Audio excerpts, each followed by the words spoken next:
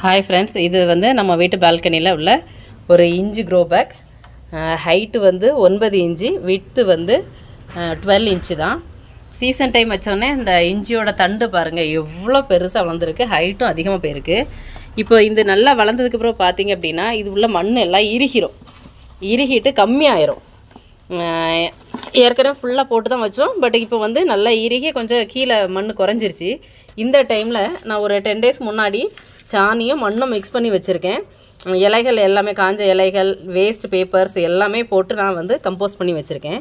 இப்போ இதை வந்து கொஞ்சம் கொத்தி விட்டுட்டு, இந்த இருக்குல்ல கொஞ்சம் மண் அப்படி கிளறி விட்டுட்டு, கீழே இருக்க மண் மேலே வர்ற மாதிரி இப்படி கிளறி விட்டுட்டு, நம்ம இந்த கம்போஸ்ட் பண்ணி வச்சுருக்கோம்ல இதை ஃபுல்லாக ஃபில் பண்ணி விட போகிறேன். இதுக்காக நான் என்ன பண்ணுறேன் அப்படின்னா, இந்த மாதிரி மண் குறையும் போது, மண் குறைஞ்சி கொஞ்சம் ஹார்ட் ஆகும்போது கொஞ்சம் கிளறி விட்டுட்டு இந்த மாதிரி கம்போஸ்ட்டை போட்டு நான்